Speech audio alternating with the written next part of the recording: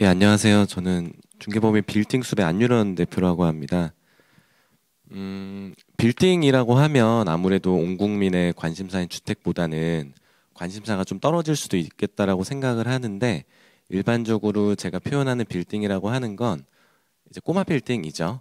그 중에서도 일반적인 으리으리한 그런 건물만 뜻하는 게 아니고, 단독주택을 소유하시거나 다가구 주택을 가지고 계신 분들도 모두 건물이니까요. 다 이제 이 형태 같은 형태에 이제 해당이 되고, 제가 오늘 좀 말씀드리고 싶은 건, 앞서 이제 저희 대표님께서도 세무 관련 강의도 해주셨고, 이제 뭐 주택 관련 시장에 대한 여러 가지 뭐 금리나 세제에 대한 관련된 뭐 부동산 가격에 대한 부분들 많이 좋은 말씀들 해주셨기 때문에, 저는 다가구 주택을 좀 소유하신 분들이거나 다세대 주택 통 건물을 가지고 계신 분들, 아니면 상가 주택을 가지고 계신 분들에 한해서 이번에 이제 새로운 이슈가 좀 하나 나와서 좀 말씀드리려고 합니다.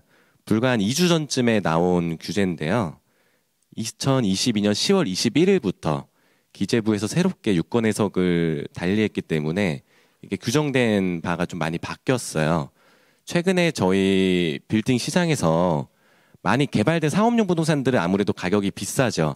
그래서 보통 저희가 작년까지 그리고 지금까지 거래를 많이 활발하게 했던 방식들은 저평가된 다가구 주택들을 많이 매입들을 하셨어요. 근데 아무래도 주택 건물은 대출이 많이 안 나오고 취득세 중과 규정도 많기 때문에 가격이 메리트가 있어도 매입하는데 많은 어려움들이 있었죠. 그래서 많은 매수인분들은 대부분 100이면 100, 상가로 용도 변경을 해서 매입하기를 원하셨고, 근데 이때 매도인분들은 이제 여기서 궁금해 하실 수 있죠. 나는 1가구 1주택이고 여기서 비과세 요건을 충족을 해야 되는데 상가로 용도 변경을 하게 되면 이 혜택을 상실하는 거 아니냐. 근데 지금까지는 10월 21일 전까지는 대부분 이게 유행처럼 많이들 거래를 해왔습니다. 계약 당시에는 주택으로 계약을 하고 특약에다가 매수인의 요청으로 인해서 주택을 상가로 잔금 전에 용도 변경을 하고, 이제 비용은 이제 협의하기 나름이지만 대부분 매수인의 요청이기 때문에 매수인이 모두 부담한다라는 특약을 달고서 잔금 전에 상가로 용도 변경을 하고 잔금을 치게 되면 양쪽 다 혜택을 볼 수가 있었어요. 지금까지는 매수인은 상가로 취득을 하는 거기 때문에 매수인의 취득 시점은 이제 양도일, 잔금일로 보는 거죠. 그래서 상가로 취득해서 취득세 중과 없이 4.6%의 취득세를 내면 되게끔 했고, 그리고 대출에 대해서도 주택으로 안 들어가기 때문에 뭐 경우에 따라서 다를 수는 있겠지만 7, 80%까지 나왔기 때문에 이렇게 다들 매입을 하셨거든요. 근데 여기서 매도인 분들은 지금까지 쭉 1주택자의 요건을 충족을 했고 계약 당시에도 주택이었고 매수인의 요청으로 인해서 특약을 달고 잔금 전에만 변경을 한 경우라면 이제 유권 해석으로 인정을 해줬어요. 그래서 매도인들은 1주택에 대한 혜택, 비과세 혜택이나 장기보유 특별공제를 다 받을 수 있었기 때문에 이런 식의 방식의 이제 거래가 유행이 잠깐 됐었죠. 근데 법이 개정된 건 아니지만 이번에 기재부에서 10월 21일 이후부터는 매수인과 매도인 모두 이제 잔금하는 시점에 용도로 이제 판정을 하겠다. 이렇게 되면 어떤 일이 발생되냐면 매수인들은 사실 예나 지금이나 똑같습니다. 잔금일 때 상가로 취득을 해야 되는 상황이고 상가로 용도 변경을 하게 되면 취득세나 대출에 대한 제한이 없기 때문에 모두 다 지금도 이렇게 원하고 있어요. 하지만 매도인분들은 1주택자냐 다주택자냐 여기서 좀 갈릴 것 같아요. 1주택에 대한 비과세 혜택이나 장기보유 특별공제를 받아야 되는 분들은 지금까지는 매수인 그래 너가 이렇게 해야지 살 수 있으니까 내가 잔금 전에 용도 변경을 해줄게 이렇게 이제 서로 합의하에 많이 진행을 했었다면 이제는 용도 변경을 해주면 큰일 나겠죠. 비과세 혜택도 못 받게 되고 장기보유 특별공제에 대한 혜택도 상실하기 때문에 정말 뭐 경우에 따라서는 몇 억, 뭐 십수억, 1, 20억 이상의 세금이 차이가 날 수 있기 때문에 이런 거래가 불가능해졌습니다. 그래서 이런 용도 변경 이슈도 세금과 이제 직간접적인 영향이 있는 거죠. 하지만 반대로 다세대 주택을 전체 건물로 소유하신 분들 아니면 단독주택을 소유하고 있지만 이미 다주택자이신 분들이나 뭐 극히 드문 경우지만 법인이 주택 건물을 소유하고 있는 경우에는 해당 사항이 없고 오히려 이 법을 악용해서 더 좋아질 수도 있을 것 같아요. 다주택자에서 이제 용도 변경을 통해서 상가로만 용도 변경을 해서 잔금을 치면 아, 나는 다주택자에 대한 중과세를 안 받는구나.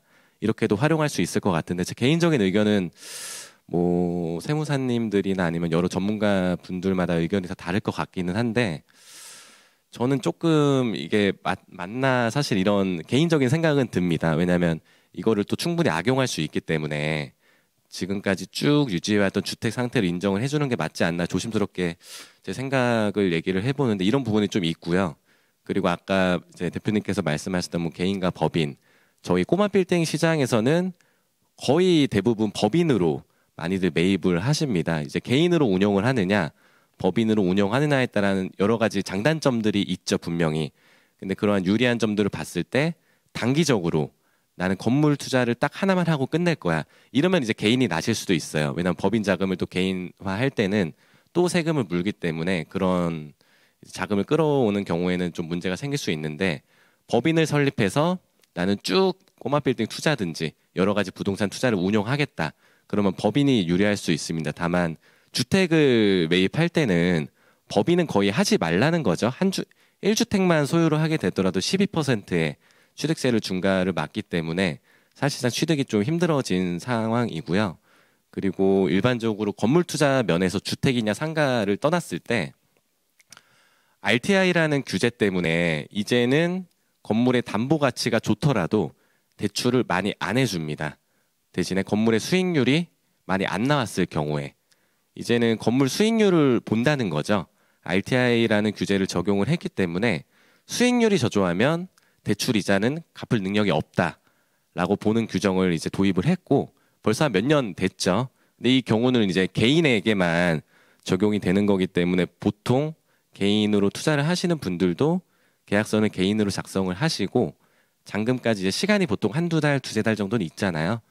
그래서 이제 임대사업자를 내기 위한 이제 법인을 신설해서 명의 변경을 통해서 이제 법인으로들 많이들 매입을 하셨죠. 그래서 이렇게 용도 변경과 개인과 법인 이런 세금 규정 이런 것들에 따라서 꼬마 빌딩 시장도 분명히 좀 영향을 받고 있는 것 같고요. 그러니까 앞으로는 1주택자가 소유한 주택 건물은 매입이 아마 사실상 힘들어질 것 같아요. 그래서 여기 계신 분들 중에서도 혹시나 다가구 주택을 소유하고 있는데 매각을 고민하시는 분들이라면 좋은 점으로 치면은 주택 가격이 지금 하락하는 분위기가 있는 건 같아요. 근데 주택으로 평가받기보다는 다가구 주택은 토지와 건물을 소유한 경우이기 때문에 토지로서의 가치를 평가를 받게 됩니다. 그래서 주택 가격이 좀 하락하는 분위기다 하더라도 땅값이 떨어지지 않는 이상 그 땅을 매입을 해서 개발하시려는 분들한테는 뭐 매력적인 가격을 또 제시를 할 수도 있겠죠. 근데 다만 1주택자다 이러면 용도 변경을 해줄 수가 없고 또 그런 건물들은 살 수 없기 때문에 좀 난해한 상황이 펼쳐지긴 하지만 이런 분들 잘 고려하셔가지고 혹시나 용도 변경을 해주려고 지금 하는 분들이라면 꼭 주의하시고 사고 없이 거래에 좀 임하실 수 있도록 제가 이번 이슈에 대해서 한번 말씀드렸습니다.